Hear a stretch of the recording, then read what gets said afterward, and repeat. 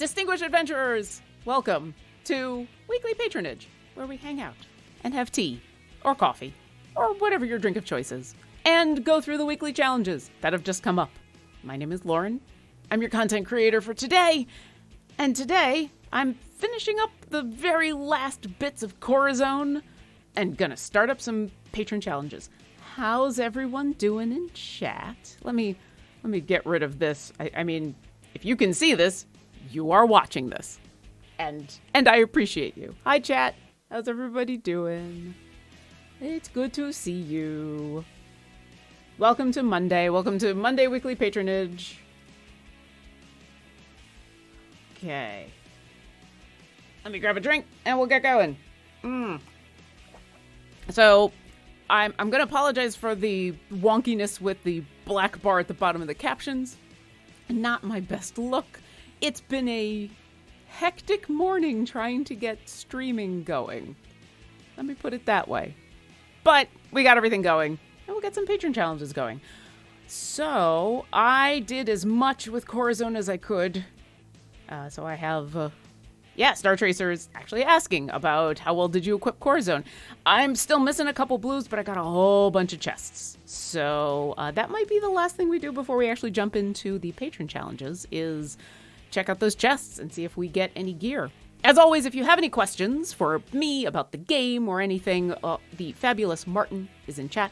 Martin is going to be grabbing questions so that if I happen to look away from chat for a moment and you ask a question, I will still have access to it. So, because I can only look at so many things at a time. Oh, Blip Blop Bloop is saying I did terrible in the event. That's, you know what? It happens. Sometimes you just get busy with other things. Sometimes, you have to shut down your game or the computer for a while. It's okay. It happens. But I got a whole bunch of chests here, so let's do this last little bit of Corazon before we jump into our Patron Challenges for today. All right. Let's do this. Hey! All right. I think that gets us what we needed. Oh, nope. I got a blue shiny. All right. Why not? Why not a blue shiny? It's fine. All right, so let's get started on our Patron Challenges before I even shut this down, because I don't have anything set up at the moment. I don't have any adventuring parties. Let's take a look at the challenges, shall we? Because these just came out, and so let's come to some decisions on what we want to tackle first. So I will leave it up to the chat what we want to tackle first. Do we want to go after Mert, Vajra, Strahd, or Zariel? And for those who are wondering about where I am amongst Patron Challenges, I've got all of Mert's perks, but I'm still working on Vajra, Strahd, and Zariel. So who would we like to work on first? Mert.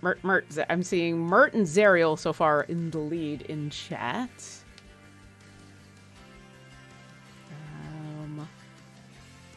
Yeah, Mert and Zariel, couple Strahd. You know what? Let's go with Zariel.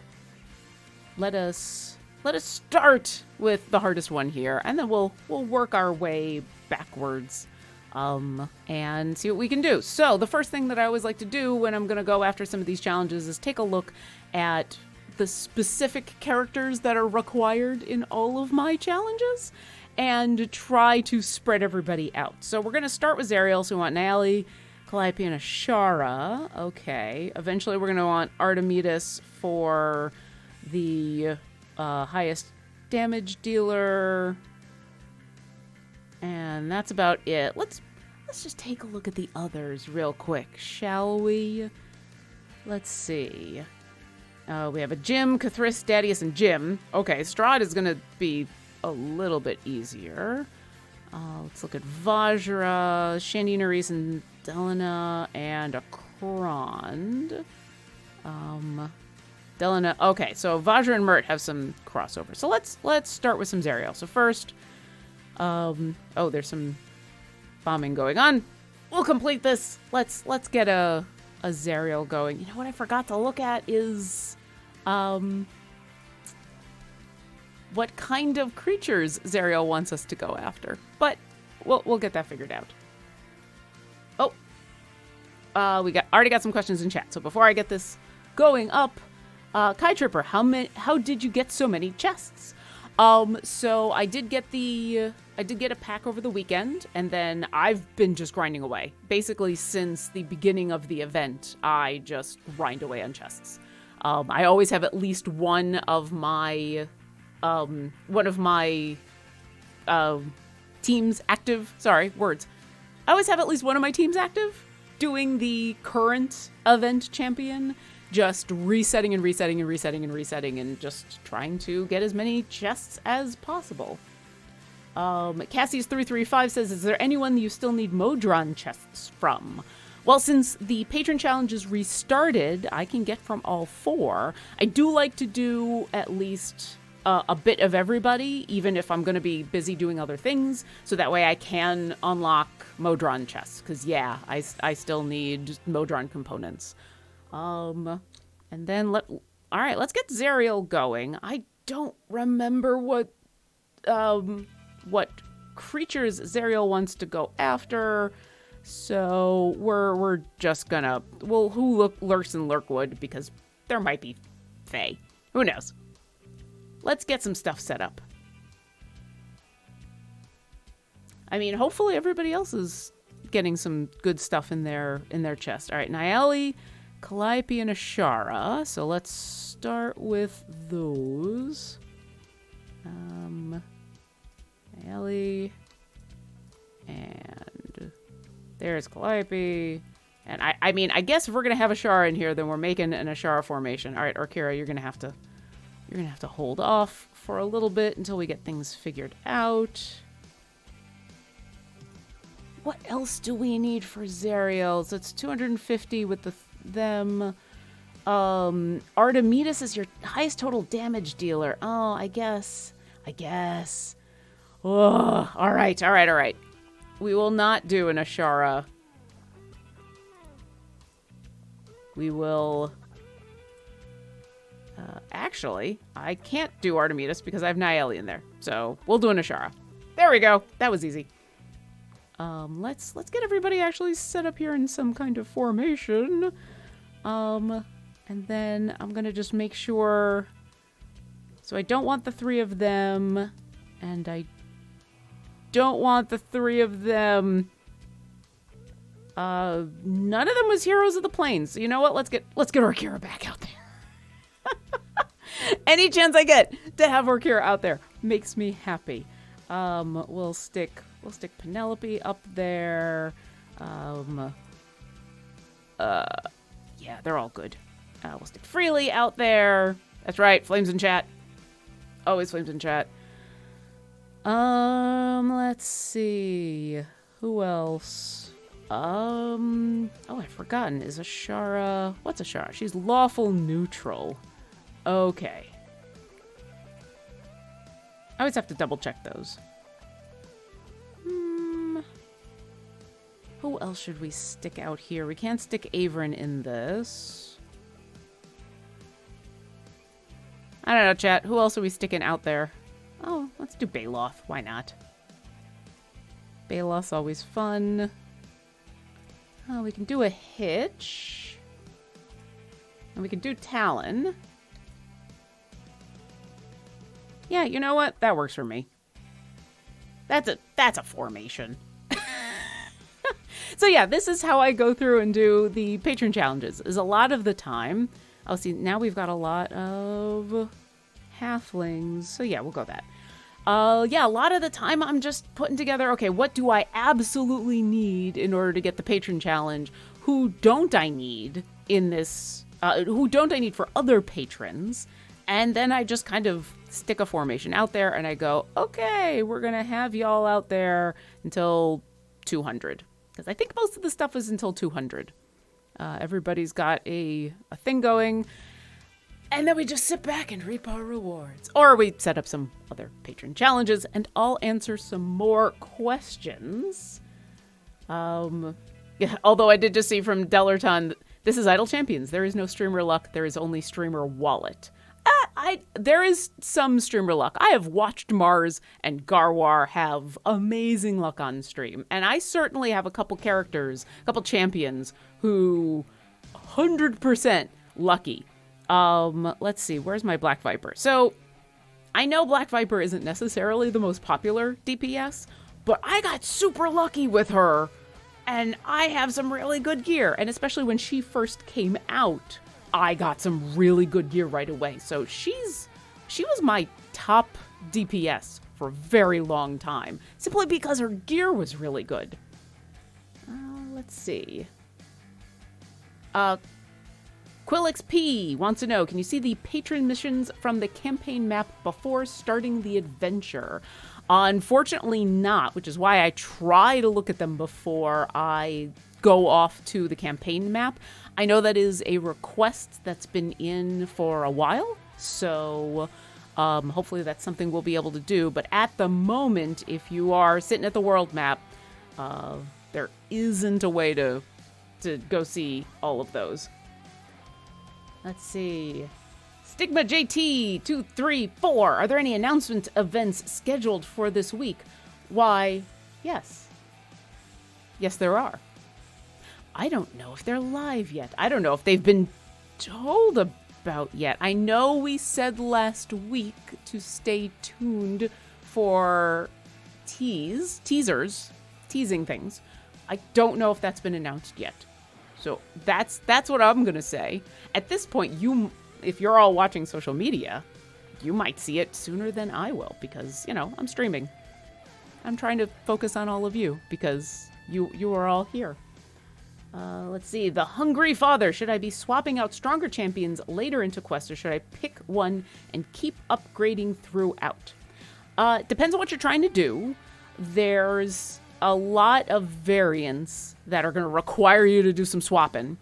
And certainly, as you progress, you may want to adjust your formation, especially if the variant that you're doing has restrictions, like it's going to start moving around. A lot of variants have like, hey, there's these two imps that are hanging out with you, and you can't use these two slots, and then the imps are going to move, and so you have to adjust your formation. And so you may want to pick different champions to go into that new formation. But in general, I tend to, unless it's something like that, I tend to try to create a formation and stick with it just so that I can level them up and get them going. And then if you're hitting your wall, my suggestion is reset and go again, because if you're hitting your wall, chances are you just need more favor. So yeah, unless you're having one of those variants that you have to do some adjustments to your formation, then I think you pick a formation and stick with it, because then you get to level them up. Babylon Ranger 2261 says, my Lazip has really focused on her arm. Hopefully I'll be able to patch up those holes eventually. Yeah, it's amazing how sometimes when you're going through an event champion and then everything goes into one piece of gear, and you're like, well, but I'd like a well-rounded champion. That'd be good. I'd like that. El Dryad asks, as a new / returning player, well, welcome back. Who should I aim for in slot 5 for the free time gate coming up? 2, 3, 4. Let's take a look. So these are our choices. I mean, I'm always going to say Briv. I know there's probably going to be a lot of people in the chat who will say Briv, because Briv is kind of awesome and helps with a lot of things. If not Briv, Quillic, I think is also really good. Quillic is one of my favorite buffers. I mean, there's no wrong answer here, because in the end, the more champions you have, the more stuff you're going to be able to do. But Briv and Quillic are kind of my go-tos at this moment. And Prudence I've been having fun with too, because there's not a ton of pure DPS champions. So having more of those for those patron challenges that require you to have like all DPS, or some of the other variants in where you need to have a DPS, and having someone in each slot is super helpful. So I'm going to kind of say those three right there, but Briv is totally my top. Briv is 100% 100% my top. Go for Briv. Always go for the Heroes of the Plains. For reasons. For reasons. I'm just saying. Okay. While Martin grabs more questions from chat, I'm going to get another patron going here. So, it sounded like we wanted Vajra for our next one. So, let's see. 1,000 constructs. Oh, 500 undead. Let's get a Vajra going in the, let's get a Vajra going in Tomb of Annihilation. 'Cause that's a lot of undead. Do Tomb, come on over here. And let's go to the Tomb of the Nine Gods. I see Coffeena says Lauren is not at all biased with the answers of Heroes of the Plains. No, not at all. Oop, whoops, I have a previous formation already going. What are you doing? No. No. Stop that. Oh, shoot. Yep, I do this sometimes. It's like, well, wait, no, I was not looking to have this formation in here. Stop, everybody. Panic. So much panic. Oh, well. All right. Stop. I guess this is something else that I should do is just make sure I don't accidentally have a Motron formation going. Ooh, whoopsie. Okay, Vajra, what do you need? Shandy, Nerys, and Delana with Krond. All right. So... Sorry. My partner just came and closed the door. Apparently I'm being loud. That's okay. All right. Well, we do need Nerys, so get Nerys back out there. And I know I'm going to want that one. Hey, Chad, am I being too loud? Oh, no. Oh, it's not me being too loud. I hear a vacuum cleaner going on. Okay, Shandy, we want out there, and we're going to make her fast anyway. Who else did we need? Shandy. Oh, Delana. Oh, dear. Get your deer out there. Oh, thank you. Diminutive, maybe. I mean, I don't think you were wrong. In fact, I think you were right. I think he wanted to be loud, and he was just being very kind. Delina? I always have a problem saying that name. Whoops. I didn't want to do that. Let's come back over here. Okay, so we got the three of them. Krond. Oh, actually, can I have a Krond? I can't have a Krond. All right. Well, you know what? You're gonna be our prime target for today. Let's see. Is there anything else I can do? Probably not. Let's make sure we don't have Jim, Cathris, or Dadius. And let's build another ridiculous formation. Hey, Avron, come on out and help out with our sorcerer here. Chaotic good. Why not? Let's stick you there. Okay. Oh, I can't have... Huh. Alright, this is going to be an interesting one to try to pick. Always sturdy mirrors. Always the sturdy mirrors. Yeah, the Zork, always vacuum when your partner can notice it. I mean... Tyrell, get out there. Go be tank. Go be tanky tank. Yeah, let's get Makos. There's really nobody here that I want to use. Oh, I should have used Briv. Oh, all right. Sorry. You're not being tanky tank anymore. Let's get Barrowin out there. Why not? She needs all the help we can get. Oh, Briv. Paulton. Let's get some gold find going on. And, I don't know. I could definitely use some suggestions for these last couple here. I really like Korth.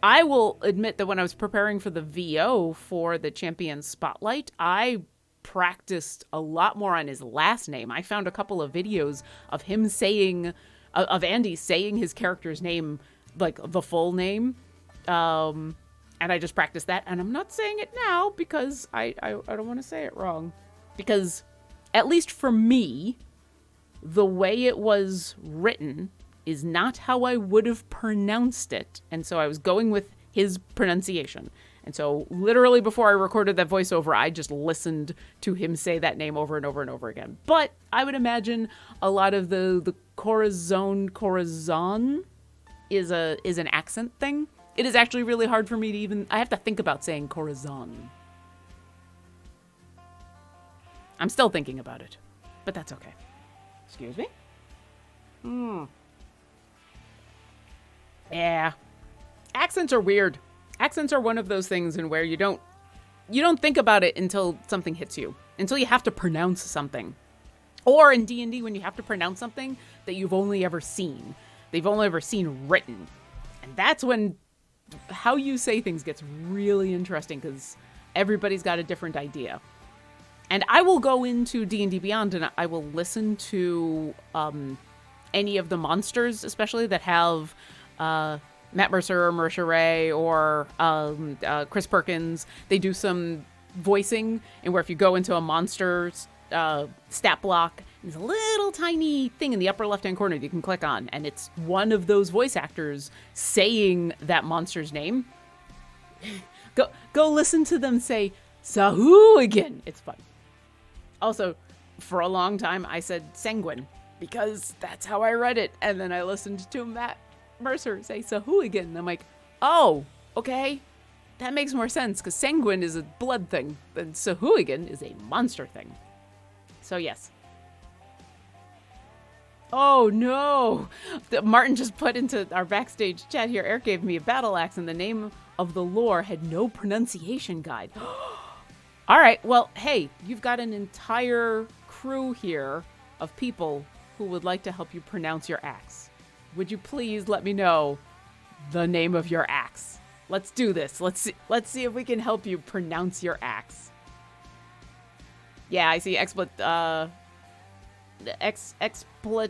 DLTD Champions of Lore Crew always bring up pronunciations. It's a thing. It's definitely a thing. And if you were one of those people who have been playing multiple editions and got used to saying a word just because of how you saw it on the page, and then all of a sudden 5th edition and a little bit of 4th edition is kind of the first time that there's been a chance to hear people outside of your circle say words that were only ever available in print. And it's fascinating to hear what people say. And in my opinion, the right way is whatever the DM says. Whatever your DM says is the correct pronunciation. But, it's whatever works. I'm looking at this word right now that Martin just put into chat, and I'm like, okay, I could see why that would be hard to pronounce. That has... Alright, I'm going to answer a different question while they finish typing that in chat. Blue Octopus 210 question. I just unlocked Mert. Congratulations. But slot 10 is my last I need before split the party. Should I push for Okoria or focus on Mert stuff? I say, do what seems more fun. If both of them seem equally fun, my suggestion is split the party. Because once you've done split the party, and then you can unlock 2 different parties, then when this question comes up, you don't have to pick or choose. You can do both. You can do Mert and you can unlock stuff. So, yeah, I'd say do what sounds fun, and if you're split between the two, split the party. Or at least give split the party a try. Split the party's it's a hard one, and so what you can do is give it a try, see if it's something you can finish, and if you're having trouble, if you're hitting walls, if you're not quite sure what's going on, then go over to Mert and unlock a bunch of the Mert stuff and look at getting... Come on.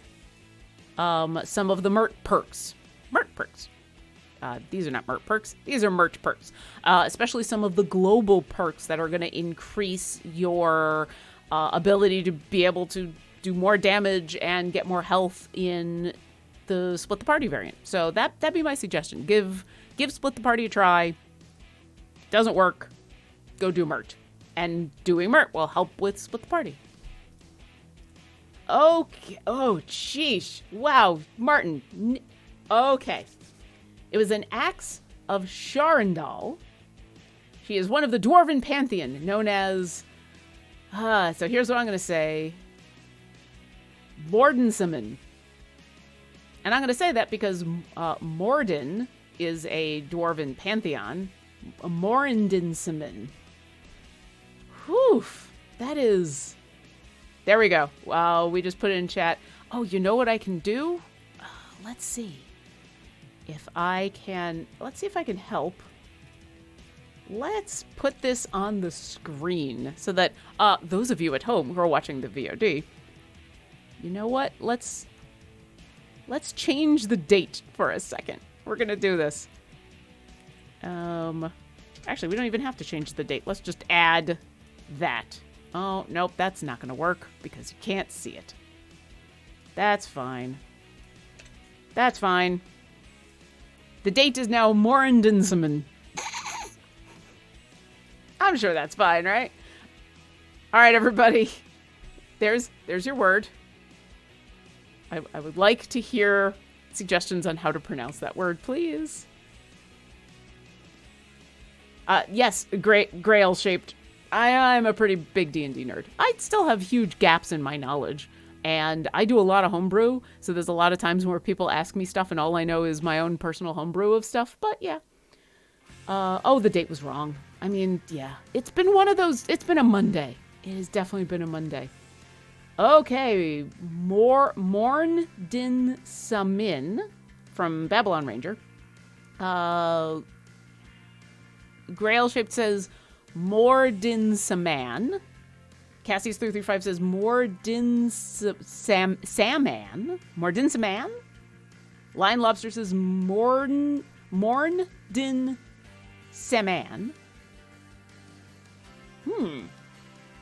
All right, well, Martin, here you go. Here's a whole bunch of ways to pronounce this.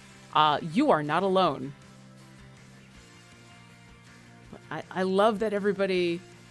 Morindinsamin. I think that might be one too many M's. The lurking writer says it's Welsh looking, so I'd say it's pronounced Bob. There you go. Done. We're pronouncing it Bob. Bob's your uncle. Yeah, Star Chaser 43. As I said, whatever your DM says. So the actual answer here is whatever your DM says. That's how you pronounce that word. But, Sinathes, more dinner salmon. Yes, sure. More dinner salmon. Okay, let's go back to some questions. But first, let's get the date back on here. September 13th, 2021. For those that were wondering about the date, that is the correct date, at least here in the Pacific Northwest. Did that update? That did update. Okay.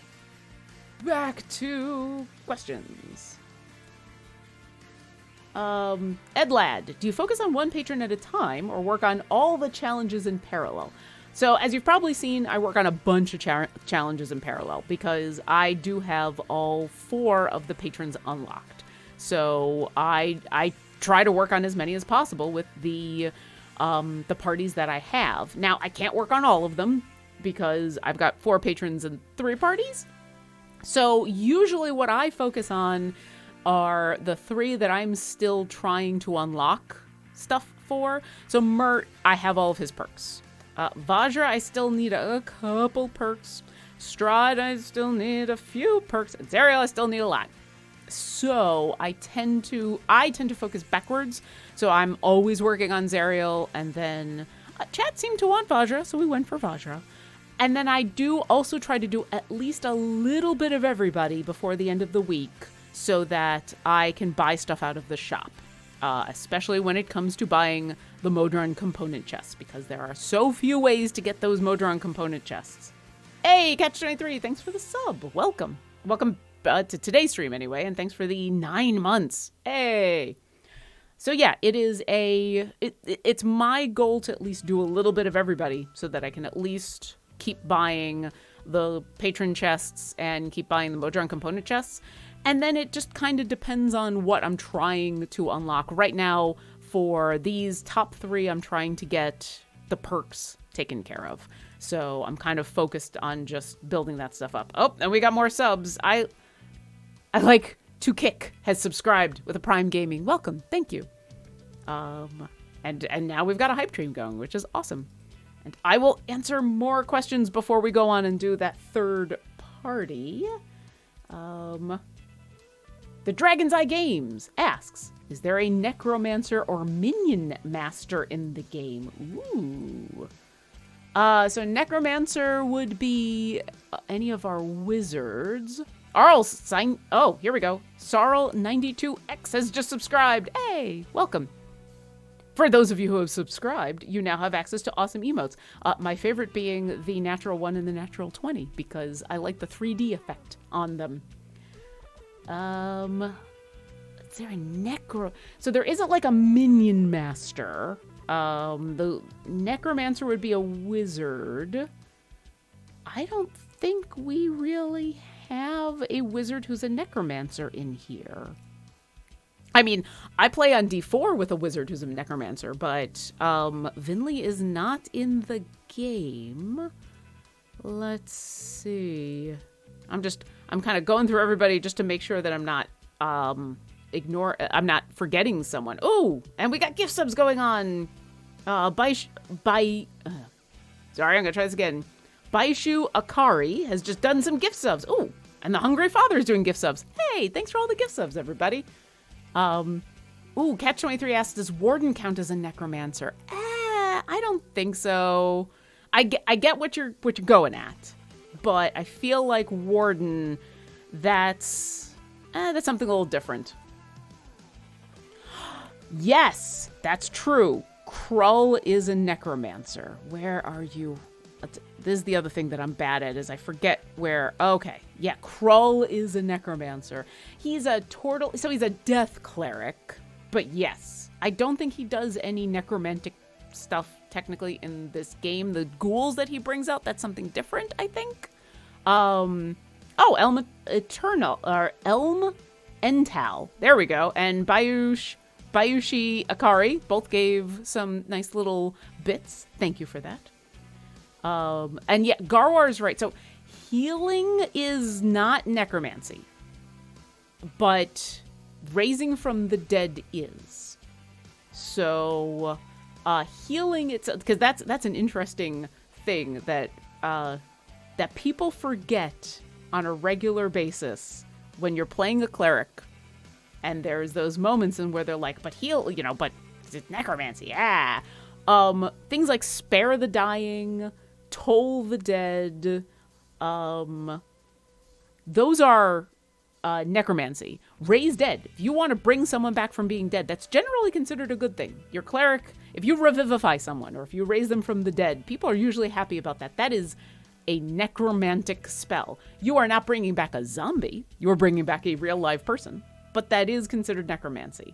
But other healing is not. Let me so cure wounds is actually considered evocation.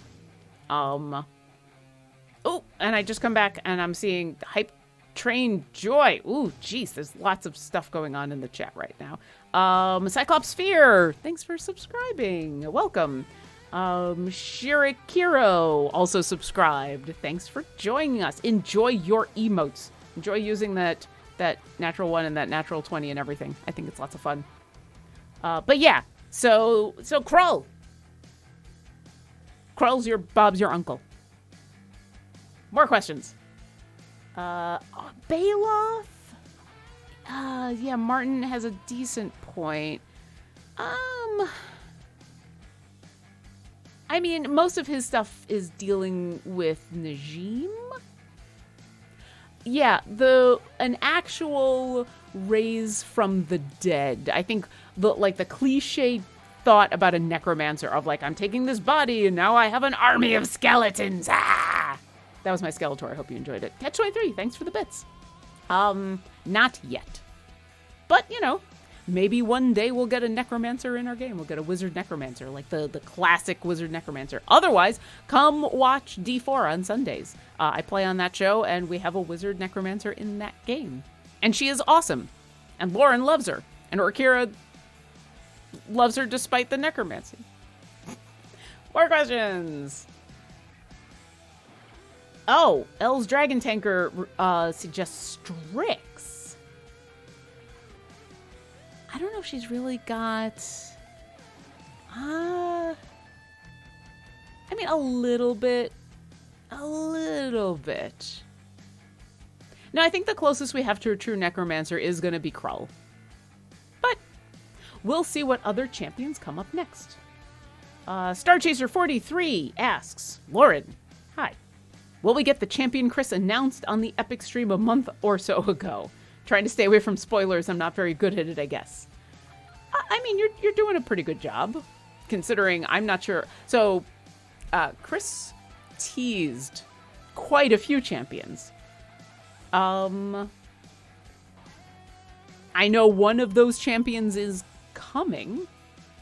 And if you want to go look, so what Starchaser43 is talking about, if you didn't get a chance to see, about a month and a half ago, I did a stream on the Epic Twitch channel with Chris Dupuy, who is wonderful and works way too hard, but does a lot of amazing things for us.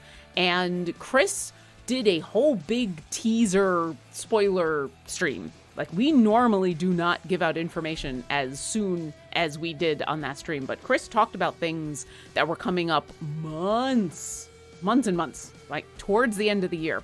So if you would like to be spoiled on all of that, you can go watch the VOD, which I think is up on the Epic Twitch, but I know that on Reddit they posted kind of the breakdown of all the details. You can definitely go find the details. They are out there.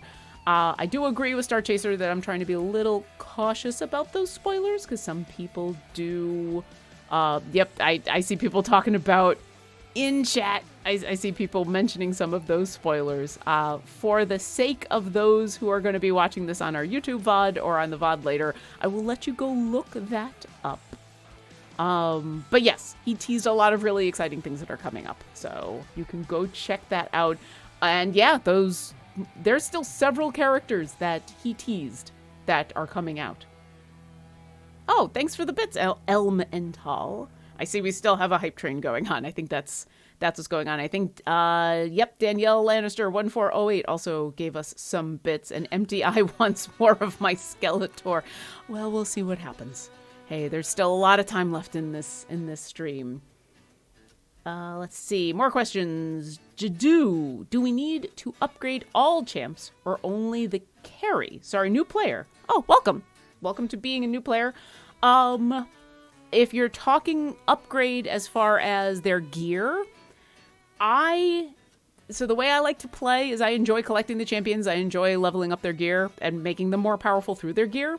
And so I like having decent gear on everybody, because then when I have a event that happens or a variant or something and where I'm possibly going to be using champions that I don't use a lot of, I still have decent gear.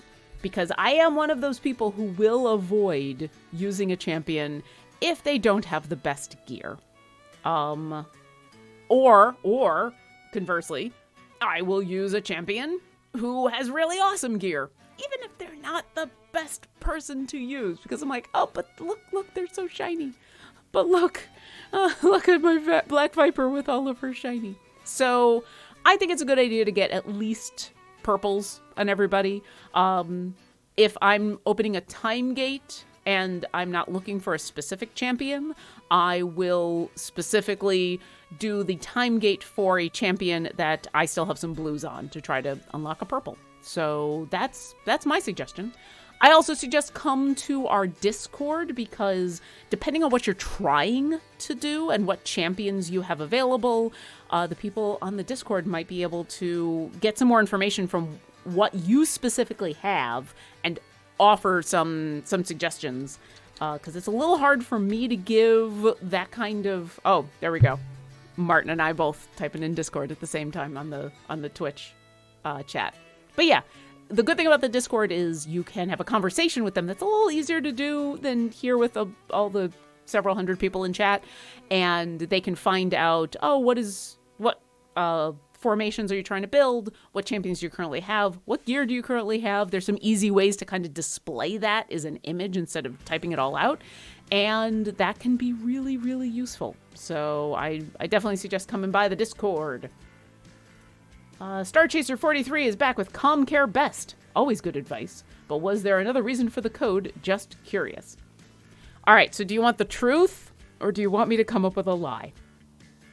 I'll leave it at that. Because I could just lie to you if you'd like. But I feel like you want the truth. I feel like you want to know why Calm Care Best is there. The real Bunny Bee says both. Truth. Time gates are for gear. One truth and two lies. The best lie. Okay. Here we go. I will just tell you. This is the lie. Our next champion is a Care Bear. No, it's not. It's not. All right. That's the lie. The truth is, so we make these codes beforehand. And sometimes it's super fun. Sometimes it's really easy. And sometimes it's really hard.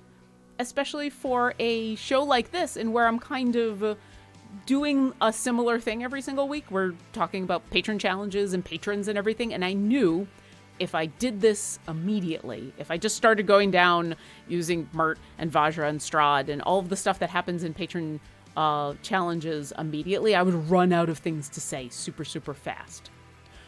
So I just kind of grabbed a giant list of 4-letter words and I come up with something that sounds adorable. And that's where Calm Care Best came up. Because, yeah, be calm. Take care. You're the best. Let's grab some more questions. The Lurking Writer, is the music you're playing from the in-game jukebox? Yes. Although, not from the game. I have those files. For reasons, it was easier for me to use the files as audio that I put into OBS instead of having the audio play through the game. So I don't actually have anything playing on the jukebox right now because it's a little easier for me to get that fun music just into OBS by just putting it into OBS. So the answer is no, but I would be. Yeah, it's just easier for me to just grab the game. But I often do have the jukebox going, especially recently when I've been playing because, yeah, it's good music. It's so good. Liberation. I missed out on whoever was in the event before Corazon. Anyone in the event y'all recommend getting with time gate pieces? Oh, okay. So right before Corazon was Prudence. Where are you hiding? There you are. So we've got these 2 wonderful Oxventures champions. As far as time gates, it's hard to recommend a specific character without knowing, or champion without knowing who you have and who you're missing. That's another one that's going to be an excellent question for the Discord, because once again, you're going to be able to tell the Discord who you have, and they can look at that list and give you some suggestions based on champions that they think are really good to have, based on things you're trying to do, based on things you might be missing in certain slots. So definitely come to the Discord and check there, and they'll be able to walk you through how to easily give that information about what champions that you have. So don't worry about coming to the Discord and then being like, but I have to type out all of these names. But there are so many champions and so many names. They'll help you with all of that because there's easier ways to do it. Let's answer a few more questions, and then I still have a third party I can get going. on some challenges, and I still have Strahd to deal with, so let's see what we can do. Our Green Paradox says, shouldn't there be a skip week coming up, the week 52 to keep the calendar aligned week? I think so. I don't know when that is offhand. But yeah, because those calendars don't line up. The Faerun calendar and there's a week in there that we get off. I think we'll probably announce it. It'll probably be, we'll probably let you know, but I can't remember offhand when that is. Let's see. Stranger Than Fiction, how do I get any other peeps? If you mean champions, then I have good news for you. So if you're missing any champions and you're looking to unlock them, let me show you. If you come to the world map. It's thinking about it. It's taking a second. There we go. Time gates. You can open up a time gate. And a time gate is how you go literally into the past in order to unlock champions that you haven't had a chance to unlock. I've got a lot of time gate pieces. I really need to use more of those. So we actually have what's called a free time gate weekend coming up, in where every couple of weeks there's a weekend in where you can open up a time gate without any time gate pieces. You get it for free, and you can then unlock a champion, and it'll offer you 3 options for champions, and you can pick one of them. So that's how you get champions. And then as you play, you'll earn time gate pieces. You can get them out. That's actually one of the other ways. Let's go back over to Zariel. I'll show you. One of the other nice things that you can buy with patron currency is awkward black screen time. There we go. In the shop, you can buy time gate pieces for each of the patrons. So that's another good thing.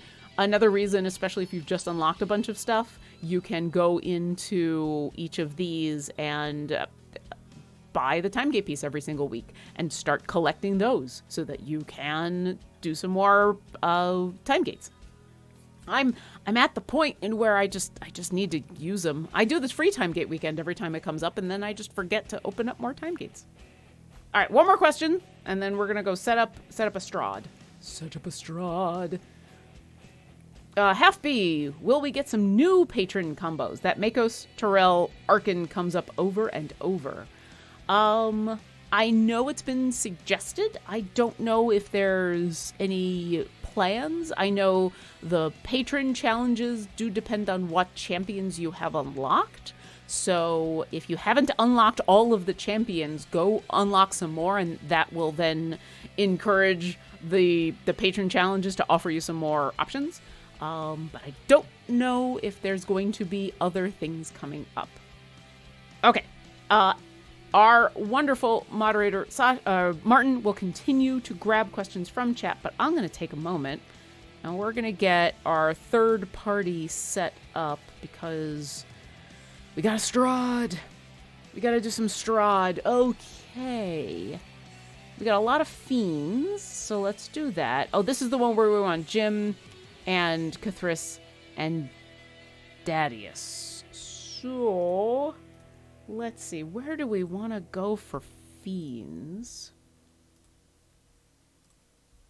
Well, first we got to get over this other adventuring party. Let's see.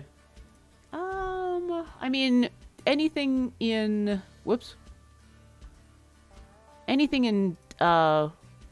Descent into Avernus is going to help us for fiends. I guess El Turel's Last Stand would make the most sense. So we'll go to Strahd. Let's... Come on. There we go.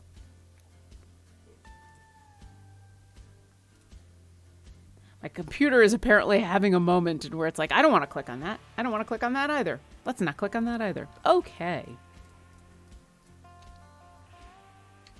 Come on, get me some... Oh, we'll fix that in a second. Okay, so we want Cathris. you out there. I wonder if my mouse is running out of power. I know we want Jim. It just won't click on things. I don't understand why it won't click on things all of a sudden. We probably want that. Come on. Huh. You know what? Let's switch parties and go back while I try to figure out what's going on with my mouse. All of a sudden I just can't click on anything. Let's see. How am I doing here? Yeah, I don't know what's going on. I don't know why it suddenly is having issues.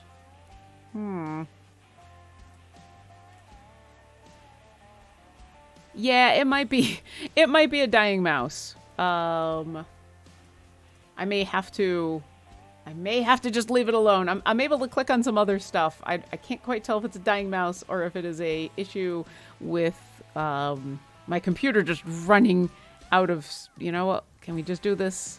Might be actually my keyboard because it seems to be the F key. All right. There's Dadius. Let's get Dadius in there.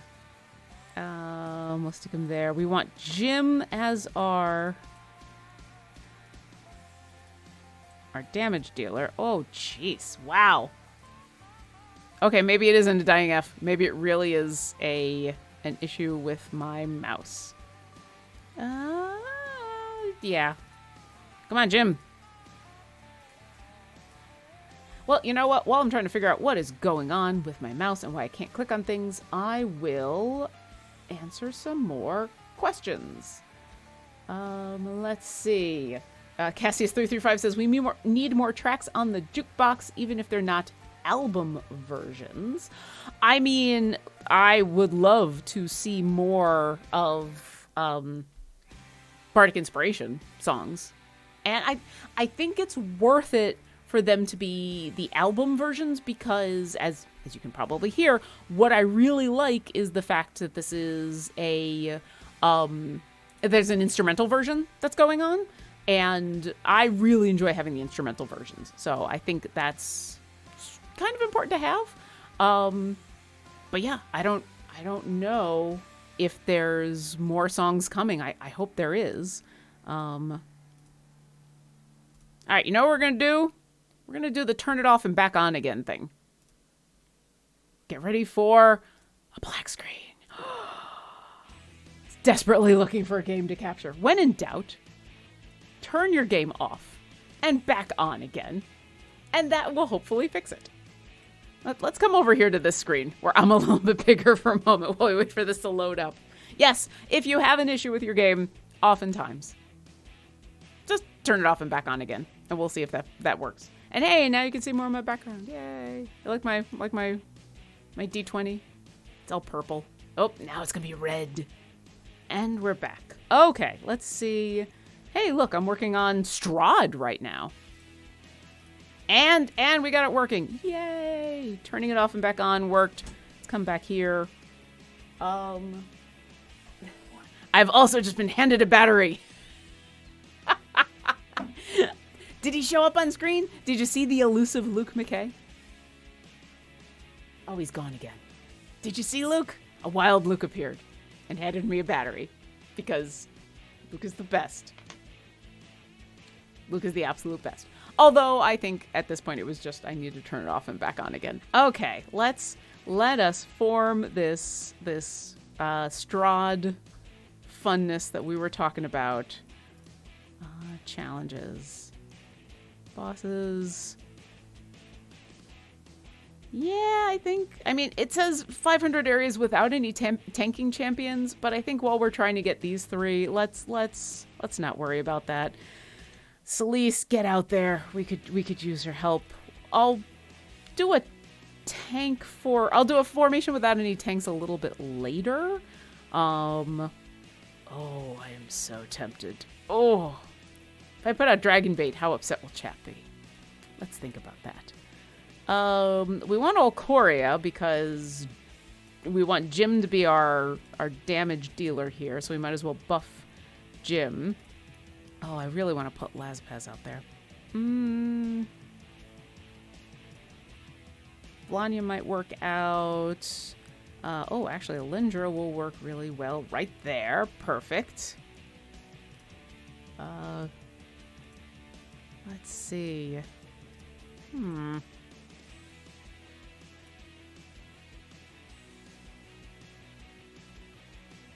don't know. Our options are pretty slim here with...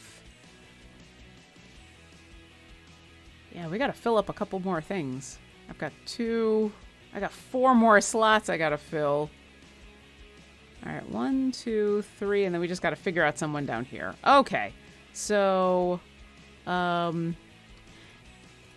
Yep, let's do it. Let's do it. There we go. Hey!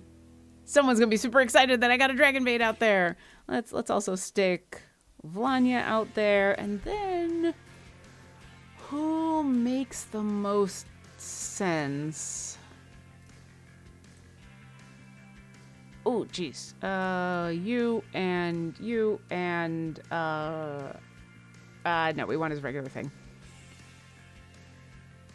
Oh, this is... I mean, we could stick Jarlaxle out there for gold find.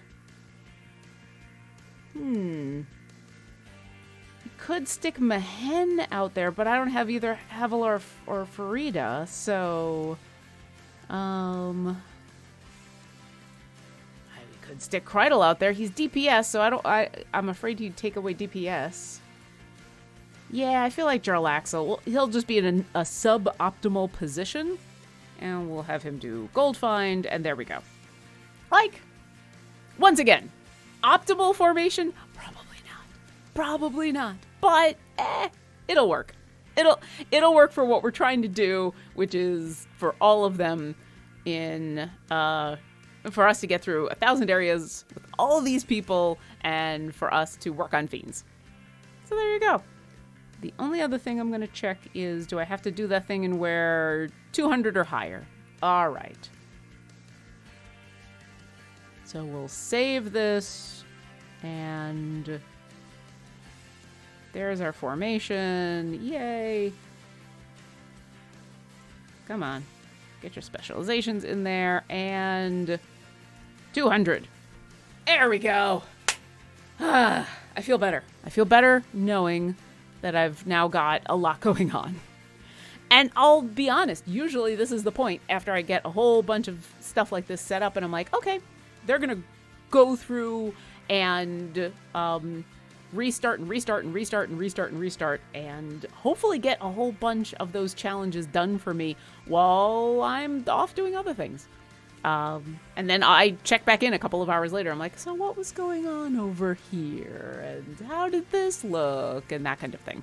Because, yeah, I'm one of those players who is a little bit more on the not casual side, is like, I'm really into this game. And I like playing it. It's on all the time. Oh, yeah, that's a good question. Dorinas, do you have a highest DPS slot that isn't 250? I don't... was Jim? Oh, yeah, Jim's at 250. You are right. Thank you for letting us know. Let's put that at 250 to help out with the gym. And since I happen to be looking through the chat, where do you find the weekly challenges? So these are the patron challenges that we're going through. They're weekly challenges. If you actually just click on patrons up there, any of the patrons that you have unlocked, you can go through their challenges here. You can see how much you've done of each. If you've already played some, you can unlock stuff in the shop. In fact, let's do some of that. Let's get ourselves some Modron chests. Let's just make sure I get all 4 of those this week. There we go. And then I thought one of these challenges was open a patron. Yeah, so let's get a patron chest. Do you have... Nope. Do you have...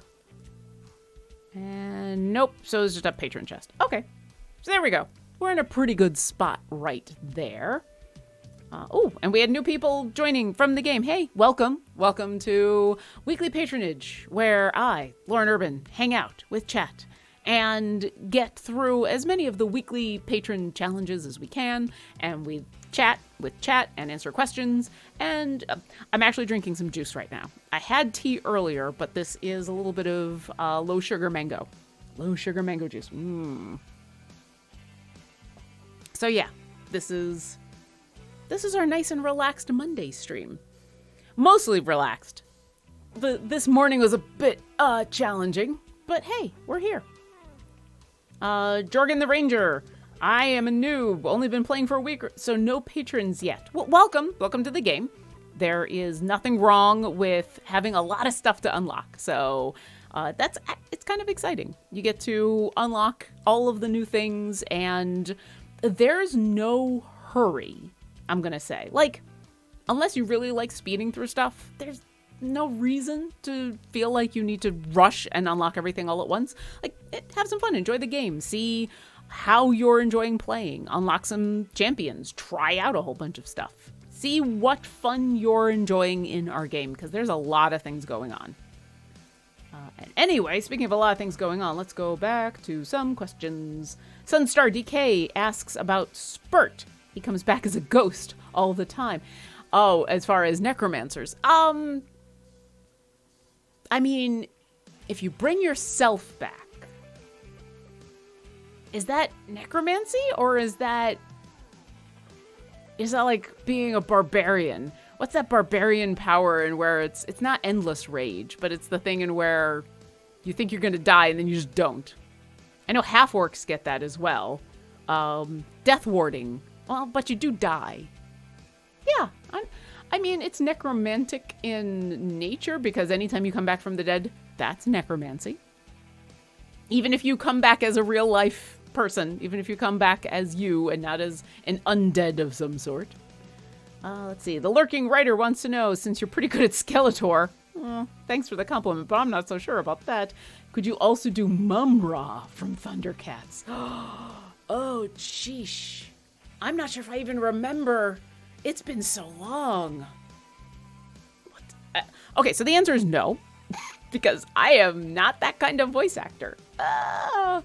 You know what? After this, I will go look up some old Thundercats episodes on the YouTubes or clips or something and see if I can remember what Mumra sounds like. I remember what they look like, but I can't remember what they sound like. I mean, Skeletor is just kind of the classic. I think everybody goes for Skeletor, but yeah.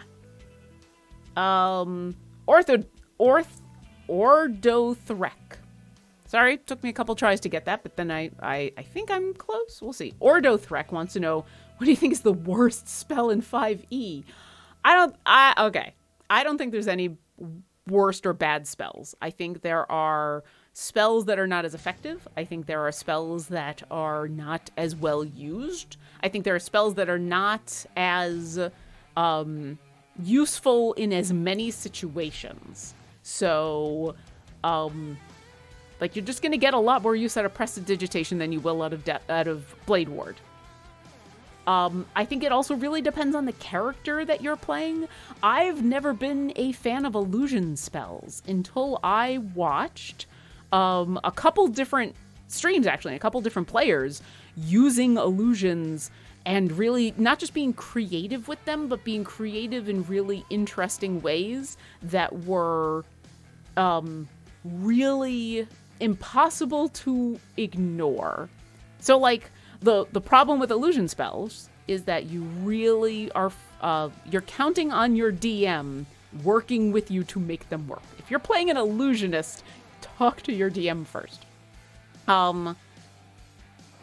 But so much of illusion spells is kind of predicated on whatever, if you're trying to get a monster to believe your illusion. Some of the spells have actual, like, DCs and things that they have to do, but some of them are just, especially the smaller ones, are just, okay, do you think they believe it or not? And so watching really players who are really good at coming up with illusions or ways that they use them to make it so apparent and obvious or impossible for a creature to ignore it really drew me to, hey, wait, maybe I've just not been giving this a fair shake. And so I have been playing an illusionist wizard in an offline game, and it's been a lot of fun, and it's definitely taught me what I prefer to do, what I enjoy doing, that kind of thing. But I don't think there's really a bad spell. I think there's bad spells for your character, either because it's just not how you play, or it's just not how that character is built for. And I think there are suboptimal spells depending on the situation. But I don't think there's any bad spells. I know that there's some really powerful spells that I know people say are bad. You want to get some opinions from people? Ask them about Wish. Ask people if Wish is a good or bad spell. There are people who will say Wish is a bad spell. And not because of its effectiveness, but because of what it can do to a campaign if you're not ready for it. So yeah, I think that's probably the other.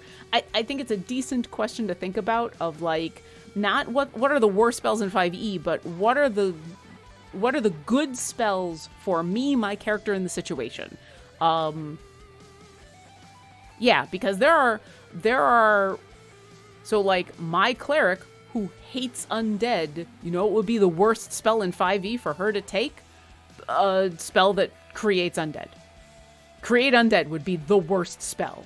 It's a really, like, objectively good spell, especially if you're playing a Necromancer or someone who wants to have that power. Like, it does some pretty cool things. But for my character that hates undead, that's the worst spell. So yeah, it is very specific. More questions from chat. Starchaser 43, chat. Oh, it's a question for chat, from chat. For chat with love. Should we come up with 20 chest codes for Lauren, and then she can just 1d20 for the week's chest code? I appreciate the suggestion. I think that would be fun. I think also people would just be trying out all 20 of the chest codes every single week to see which one I used. So I appreciate the suggestion, but I think that would take some of the fun out of it. Oh, Naughty Bear says, create undead can be used to fuel your hatred, reaffirm your resolve. Yeah, I know my god really hates undead and wants me to destroy them, but to be sure, I should create a couple. That's like, listen, I know that chocolate is bad for me. I know that I shouldn't eat chocolate on my diet. Like, that's a bad idea. I should make sure it's bad for me by eating all the chocolate. Oh, I want chocolate now. I'm gonna go answer another question. Dynamary 10. I'm a new player. Welcome. Glad to have you. I have more Tempest favor than Torm, and I cannot convert all of my Tempest to Torm. If I choose to convert now, will I lose the extra Tempest favor, or can I exchange it later when I have more Torm favor? Oh, this is a question of favor. Let's go. I should go. Yeah, there we go. So you've got Tempest and Torm.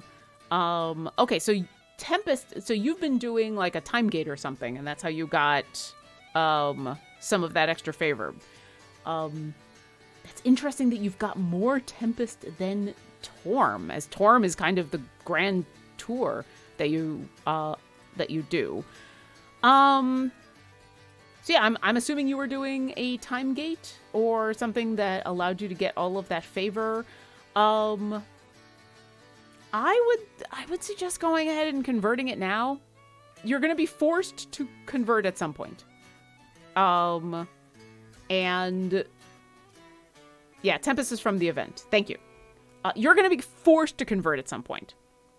You're not going to lose anything. It will eventually say, hey, you gotta convert this. Do it. So it'll never just go away. But you can exchange it later. There are things you can do to maximize that. You can definitely go ahead and run some of the... you can do some stuff in the Grand Tour to get more Torm's favor, so that when you do that conversion... but it doesn't... Here's my suggestion. Like, you don't have to wait. You might as well, and see what else you can earn in that time. But yeah, it'll eventually make you convert. So you'll never lose it. It won't just go away. You won't wake up one morning and it'll just be gone. Just one day you'll wake up and the game will be like, hey, you know that favor you got over here? You got to convert that now. Yeah, now. So, I hope that answered your question. That's also a good question for the Discord. There are people who are going to come up with ways that you can maximize how much of that favor is going to convert from one to the other. All right. 17 Spun asks, how do I get time gate pieces? I think we answered that. And specifically for this stream right here, doing the patron challenges, so that you can earn patron favor, so you can do the patron shop, so you can patronize the time gate pieces. That was a lot of me saying patron over and over and over. Star Chaser 43, just trying to read the music in the background. Oh, my poor eyesight. Well, I mean, admittedly, the music that's over there, I mean, first off, it's mostly off screen. Second off, for obvious reasons, I have not lit my background because you should be focused on me at all times. Not really. What do I got?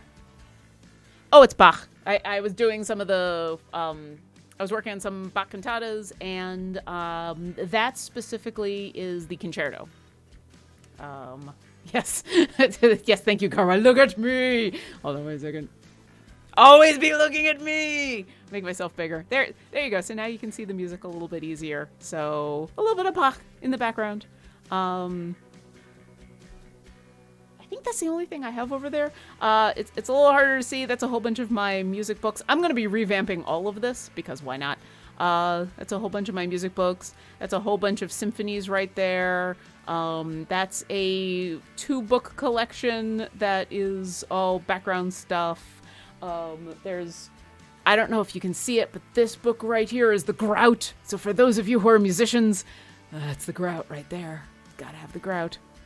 And then below it, you can't see it because my microphone is in the way, but I have, here, I'll just move the microphone. I will tell you all, most of my, sheet music from, for excerpts for orchestra is all right there next to my comic books. Yeah, there we go. Next week, Alias Buck. I agree. Next week, it'll just be Buck. But yeah, music and comic books. Although it's all, they're all leaning over to the side because I had to pull out all my Hawkeye stuff because, yay, Hawkeye. Are you all excited about the Hawkeye series? Or as excited as I am? I came this close to wearing my Hawkeye shirt. I literally have an I Love Hawkeye shirt. Yeah, the Real Bunny Beast asks which comic books. So most of them are Luke McKay's comics for obvious reasons, but I do, hold on. A whole bunch of the Matt Fraction, My Life as a Weapon. I don't normally collect, I'm not a huge comic book person. I also normally don't collect them when I do have comic books in physical form because I do really like digital. It's so much easier. Oh, Sir Narvi, yes, more Hawkeye should have totally been. Oh my God, I failed. But I made this code a couple of days ago and I didn't know they were going to be dropping a trailer today. I did have to buy it because I was at a convention many years ago and Matt Fraction was there. And so I bought it so I could get it signed. Hey! Yeah, I had to. There we go. Geeking out about comic books. So I actually don't have too many. What else do I got over there? I've got the Farscape collection. I've got a Halo collection that somebody gave to me, and then I got signed by a bunch of people from 343. And some other stuff. I'll look at that later. Who's the best archer in Idle Champions? Ooh. Luke, what an interesting question. Who's the best archer? I mean, Shandy is really good, but she's really good because of her speed. She's a really good archer. I'm not going to say that she's not. Caddy Bree is really good. Like, her buffs are really impressive. Yeah, it's true. Zorbu, if your Zorbu is leveled up, Zorbu is kind of a killer. Yeah. Zorbu makes a lot of sense. I'm going to still vote for Caddy Bree because my Zorbu isn't amazing, and so they're not leveled up enough. There you go. I also, I like how effective she is at support with a bow, which the D&D player in me who does want to be able to... I have actually played this version of Hawkeye in a off-stream game. It was a small campaign that a friend ran. We're all playing Marvel heroes, and so I played the Matt Fraction, David Aja. It was I'm trying to remember. It was a high-level campaign, so we were like level 16, level 17 or something. And so that version of Hawkeye was mostly an arcane archer with a little bit of rogue. And I was really tempted to stick a level of ranger in there or druid just so that I could get a beast companion or something so that I could have Lucky, the pizza dog. I was thinking about it, but it wasn't mechanically that good, and that was a campaign in where we were really kind of into the big fights. So I was focused on making Hawkeye as effective as possible. Especially when you've got a Hulk. Here's the thing. I love Hawkeye. I think Hawkeye is amazing. I will eventually go on my rant about why I think Hawkeye is the main character of the Avengers movie and why I think that Clint Barton is the most powerful character in the multiverse, especially for that Avengers movie. Not today. But I also completely recognize a guy with a bow and arrow versus Hulk. So yeah, when we were making those characters, I was like, okay, what can I do to make this fighter be as effective as this barbarian? Oh dear. Like guns. Yeah. Okay. Oh, and I just happened to see this, the Dragon's Eye games, what counts as a row and what counts as a column. So it gets a little weird depending on the formation. How do I show this off effectively? Because I can hover over there and show. This is going to be hard to show effectively. Yeah, I mean, I could just say columns are vertical and rows are horizontal, but it gets a little wonky when it turns into, like, diamonds and things. But, I mean, yeah, that is the short answer is that the columns are vertical, so up and down. So, like, this main column right here that has Celeste, Dragonbait, and Lazapaz. Lazapaz, I got that. That is a column, and then a row is the other way. The Real Bunny Bee says, columns are vertical and rows aren't. Yeah, pretty much. Let's answer some more questions. Oh, Garwar with the background. I appreciate that. Babylon Ranger 2261 says, I was too focused on the lamp to see Luke's arm.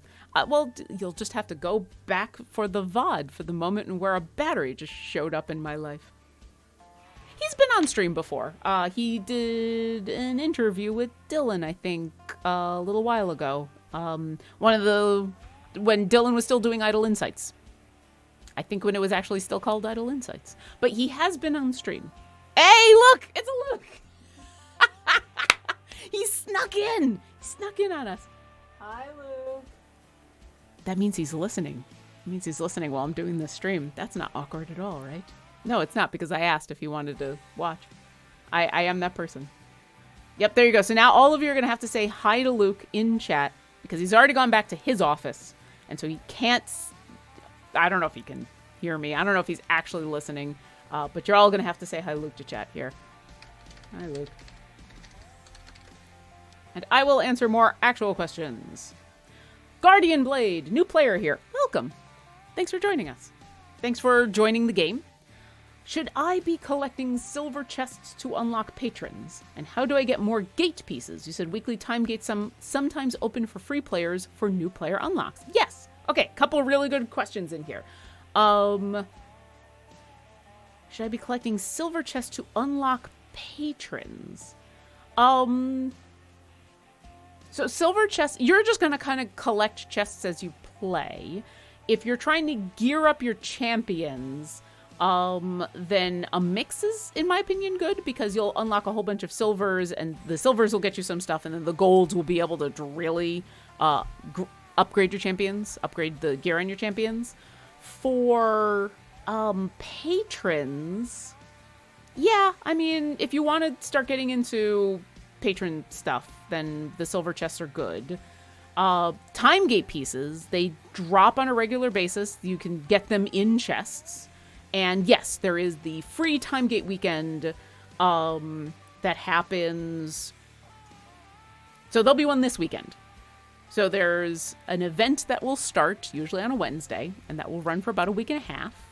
And so that'll be Wednesday through the end of that week, through the next week till the Monday. So we're at the end of the event. The Core Zones event just ended.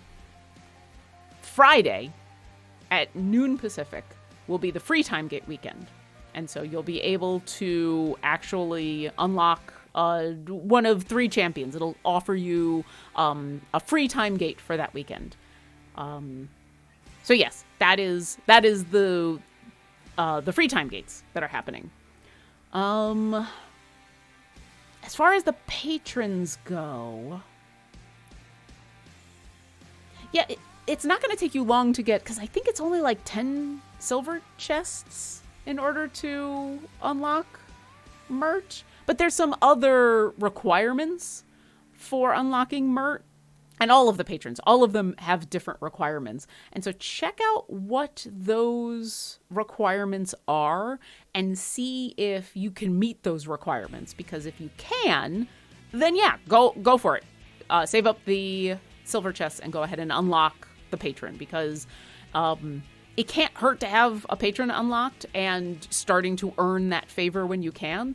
But if you can't, if you're still working towards some of those, some of the requirements, then just go ahead and open up your silver chests. Go ahead and just use them, unlock them, open up that gear, get that money, get those bounty contracts, get them all. Let's see.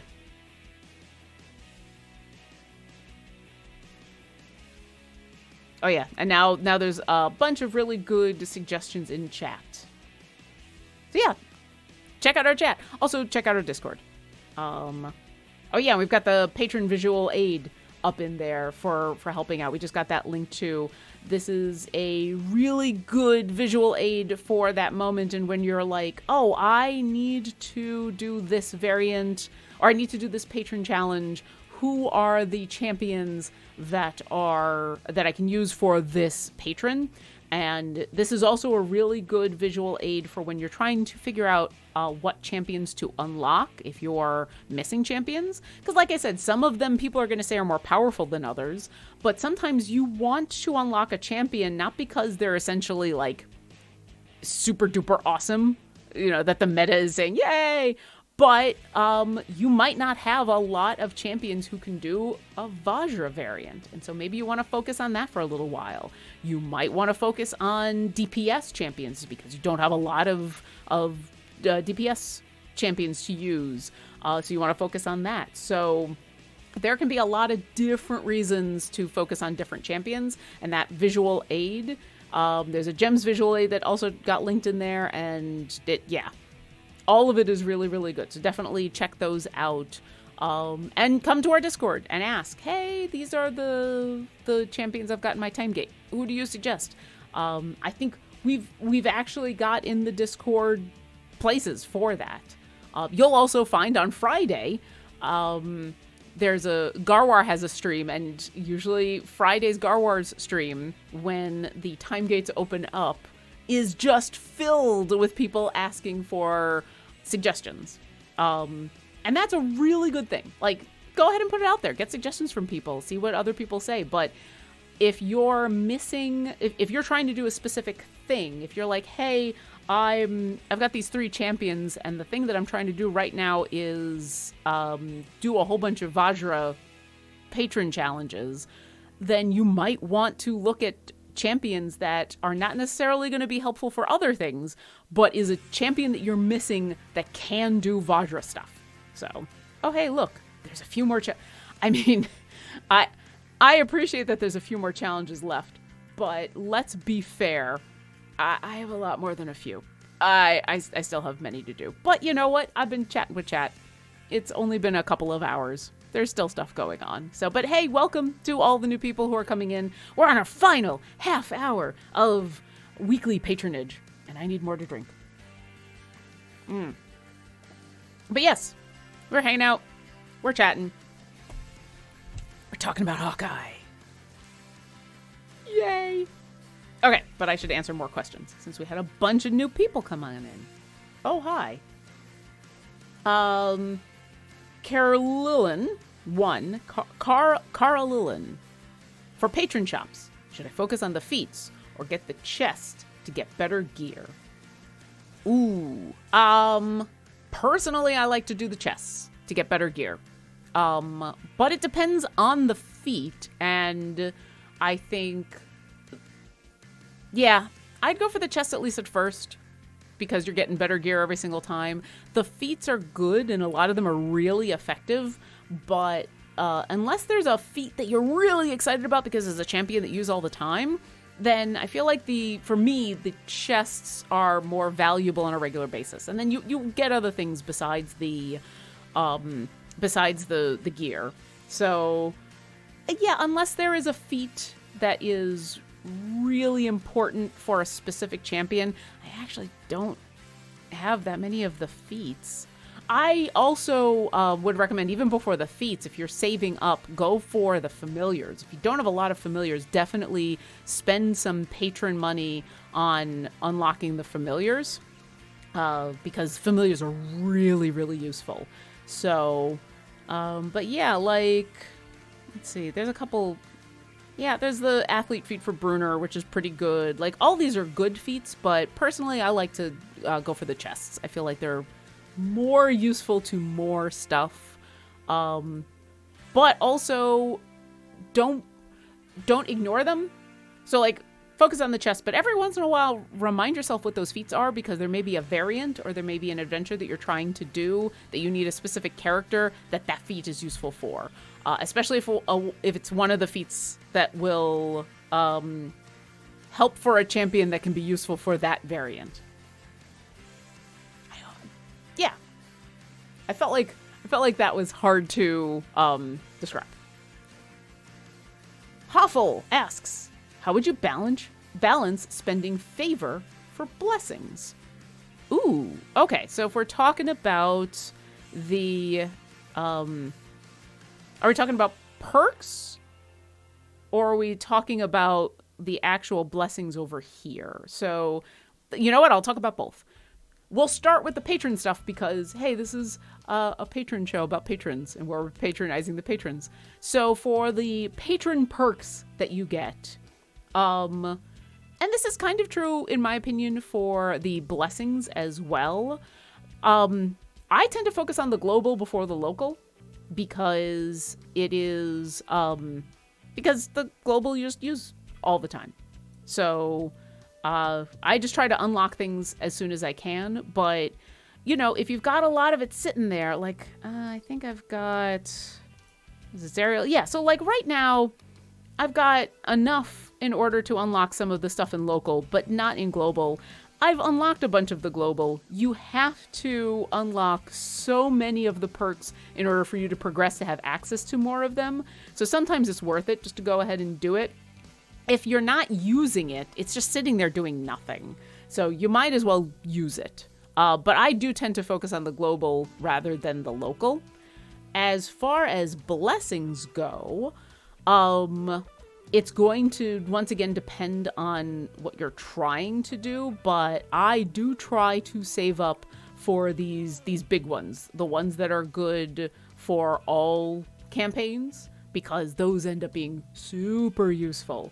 So early on, you may want to spend on the smaller stuff, but I do try to save up. I mean, double damage, getting more gems, getting more gold out of distractions. A lot of this stuff it's going to help all the time for everybody, and it's going to make some of the other stuff go faster. So I focus on the globals before, as soon as I can. I mean, you're going to have to unlock some of the smaller stuff first, because that'll be helpful too.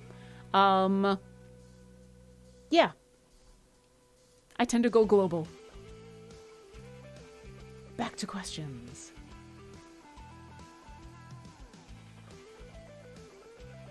Oh, Luke was apparently running the blender in the other room. That wasn't I thought he was vacuuming. That was the blender. No, you weren't too loud. Let's see. Mort Alorn. Ooh, I like that name. Question. Is it better to complete an adventure and start the next one if I'm still at 1% increase, or continue until I hit the wall? I suggest continuing until you hit the wall, unless there's a specific reason you want to complete the adventure and go. If you're just doing like a free play, then yeah, hit the wall pretty much on all of it, unless you are like, I just want to get this done so I can go do something else, and then you want to complete it early. I always suggest hitting the wall. It's going to unlock the most of everything, the most favored, the most gems, the most everything. And you might as well continue the end, especially if you've used any of your potions, especially if you are trying to get more chests. Going all the way to your wall is going to unlock all of that. You're already on a roll. You've already got the formation rolling. Might as well go until you hit your wall, and then when you reset, then you'll get the most out of it. So yeah, go into your wall, and then if you stop before the wall, it's not the end. It's not a big deal. So like if you're trying to, hey, I just need to get these couple of variants done before I can go do this other thing that I really want to do, and so you reset a little early, it's not a big deal. Find your fun, but if you can, wait till your wall. Now, that being said, all of my adventuring parties right now, I have them resetting with the Modron automation at like 200 or 250. And that is because what I'm trying to do is complete a bunch of these challenges. And the challenges for the patrons, a lot of them only require you to get to 250. And so in this case, I'm not doing something in order to make it to my wall and unlock as much stuff. I'm specifically trying to get through a bunch of these challenges all at once. So I'm doing a very specific thing, but in general, go to your wall. Walls. I think I've said wall enough that I now no longer understand that word. Dalungi? Outside of the familiars currently available, are there any other familiars that can be unlocked aside from pack purchasing? There's familiars all over the place. You can buy familiars. So you can buy familiars. Like we just had Fenris the dire wolf pup come out. Whoops. That's not what I wanted. Let's get our familiars. Yay.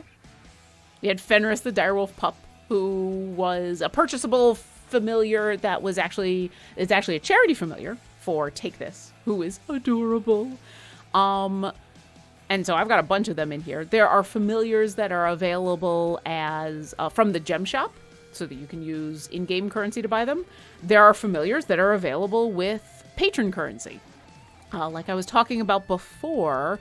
Actually, let's go to Zariel, because I believe I have not yet. Yeah.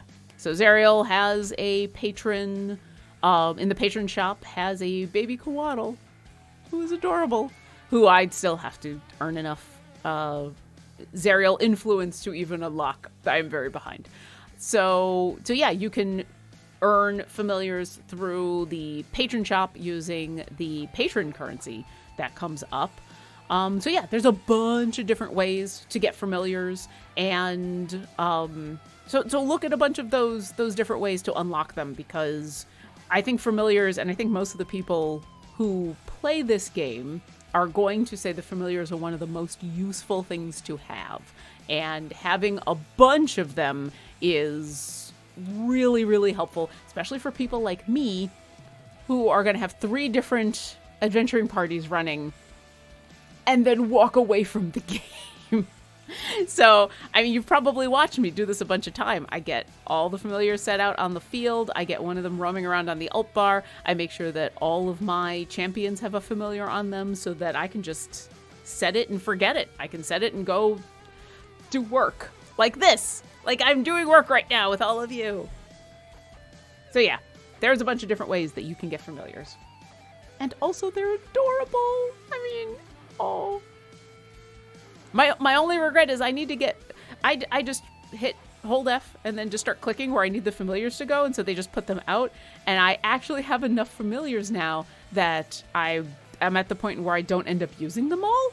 So I need to get better about like choosing specific familiars because I want Fenris out there. Here we go.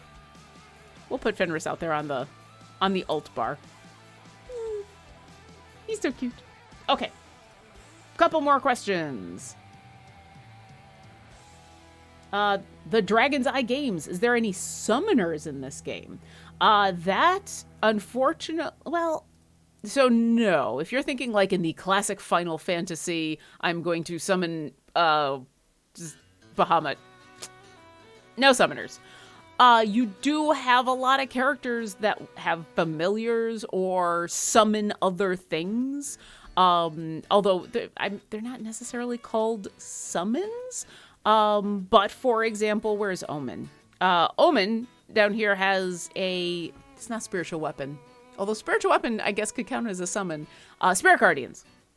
We'll create a whole bunch of Spirit Guardians on the field. I just saw in chat, Lucy LRA says Havilar's Imps. Absolutely. Havilar's Imps, I would consider that a summon. Havilar will be walking along and then summon 2 imps to her side. We got Cathris out here with his Shadow Demon. There's, I don't know, would you count Guinevere and Dritz? Like, would his... Yeah, I just saw Joe in chat is saying the same thing. So I'm going to say yeah. Yeah. Our original Zombie Joe, Arkan's Manticore is a summon. Penelope has a Chewinga that she summons.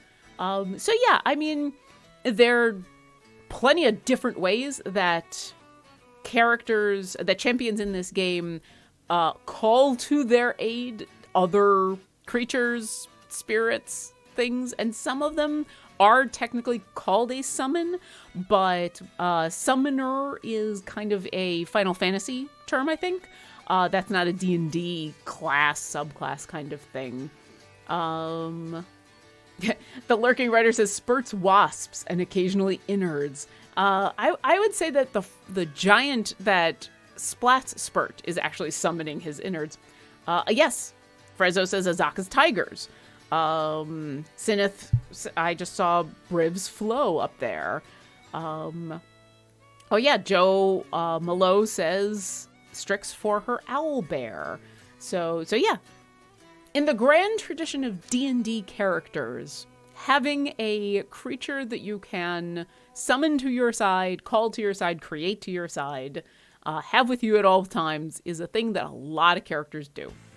My podcast, almost every single character every single character has a animal companion of some sort. One of them, the animal companion, is just currently in the Feywild learning from a unicorn god how to be awesome. So 3 of my 4 players have an animal of some sort, and the 4th does. It's just not here right now. You end up with a lot of action economy. But it's fun. It's fun to have an animal companion. Or it's fun to be a druid and become your own animal companion. Treason asks, hey Lauren, hi. How do you change formations if you want a different setup? Oh, there's a bunch of different ways. You can do it the old-fashioned way. Back in my day, when I wanted to change this formation, I actually had to pull people off of the formation, put them back into the roster, and then come up with a different way to do it. But now you kids with your newfangled formation saves over here, you can just create new formations. So if you're not happy with this formation, you can create something new. Or you can save something from a different time, and you can pull that up right over here. And you could say, I want a new formation. You can put them in over here, and you can just say, go to this new formation now. Just like that. That old woman Lauren. So yeah, you can just pull people off and put people on. You can save formations. You can have a couple quick saves right here. If you have 2 or 3 formations that you like using for a specific formation, you can also have a whole bunch more saved. I don't have too many saved. I'm also bad at naming them. You can also rename them. You just name them Team Awesome Sauce. There we go. This is now officially Team Awesome Sauce. But yeah, this is one of the easier ways. If you come up with a formation you really like, go ahead and save it, and that way you can pull it up for later. You'll see that there's some variance that it's actually good to have like 2 formations to go back and forth with, so that you can switch who's out on the field at a specific time. And so that's an easier way of doing it, instead of like pulling people off onto the bench and putting them out there and dragging everywhere we go. Then it's easier to just go click, click, click, click, click. I'm not going to do that now because I haven't saved this formation and I will lose it. So yeah, that can be super helpful, especially on the fly. Let's see. The Khmeru! Yay! I beat my first patron variant dances! Hey! Congratulations!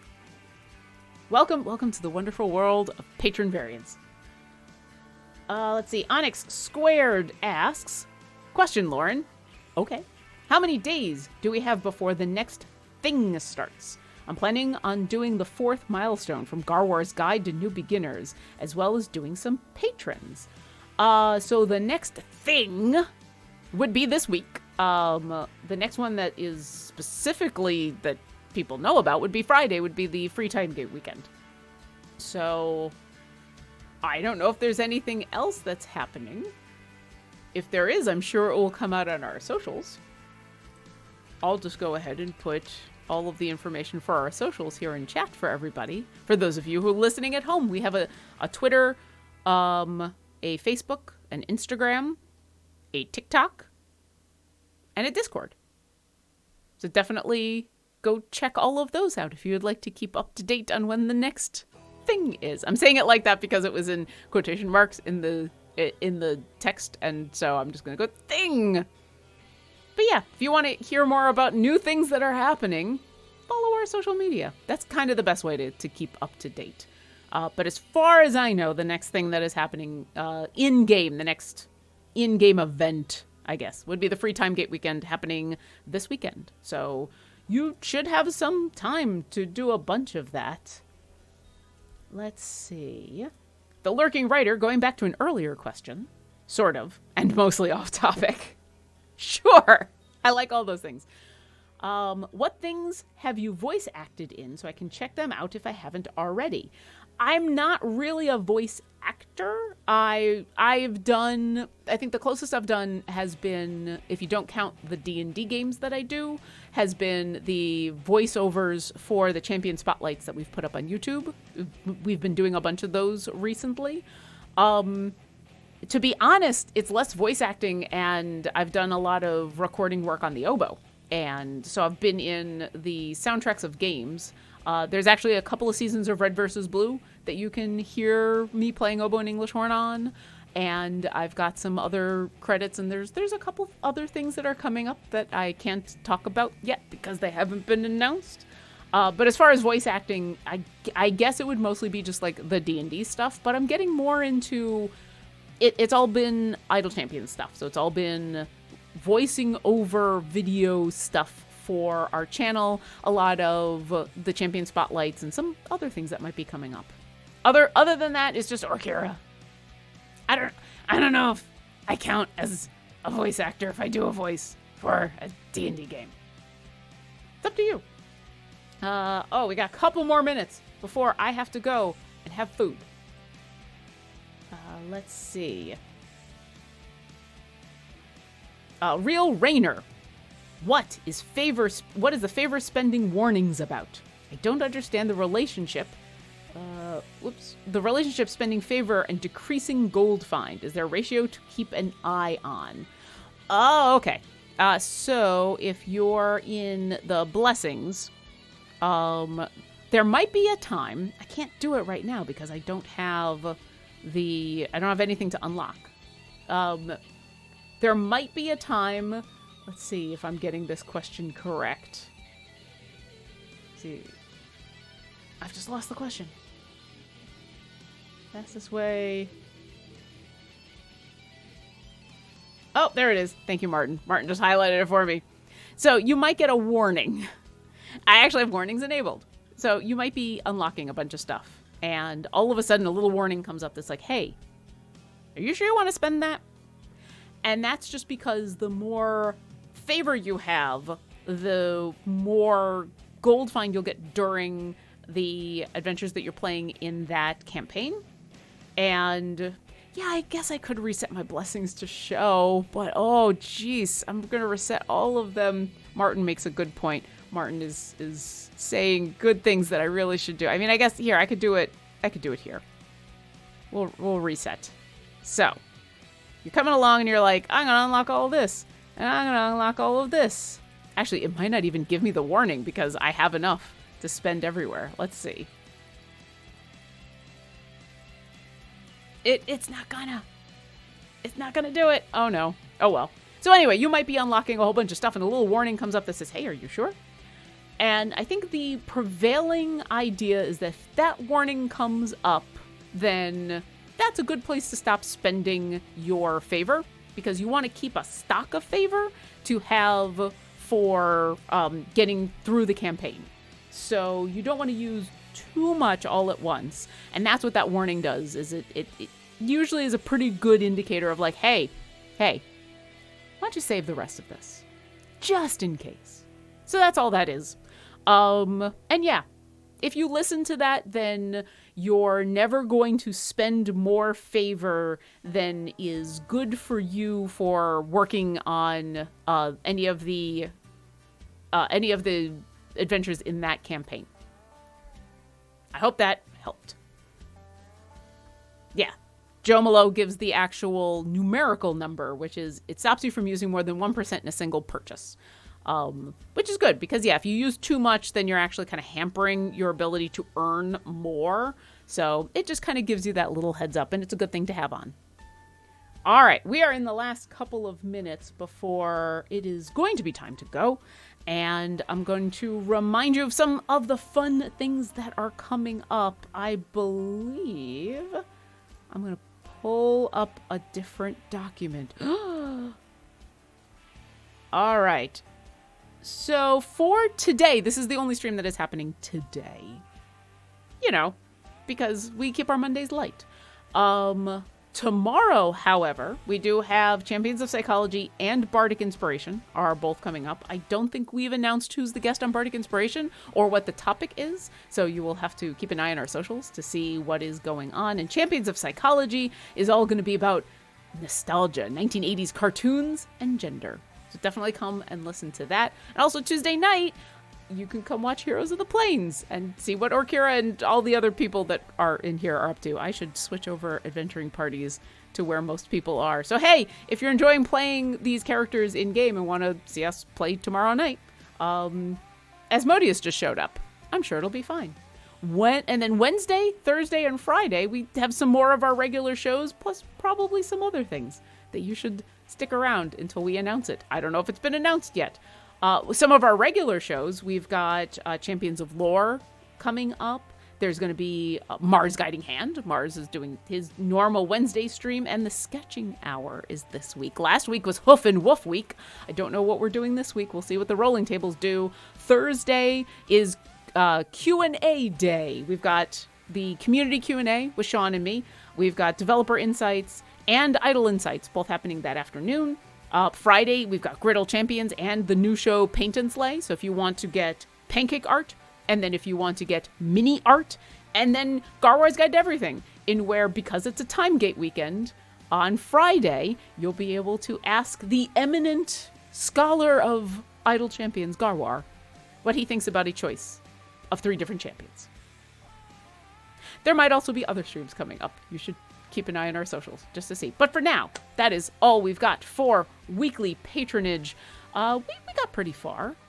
We did pretty well. For 2 hours, well, we didn't do any merch. Yeah, I mean, we finished a bunch of stuff. We're well on our way. I'll come back to this in a couple of hours, and I'm sure a bunch will be done. Yeah. So anyway, thank you so much for joining me this morning.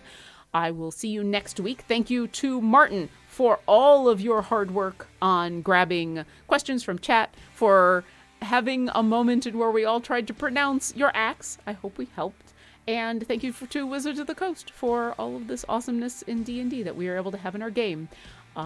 We'll see you next encounter.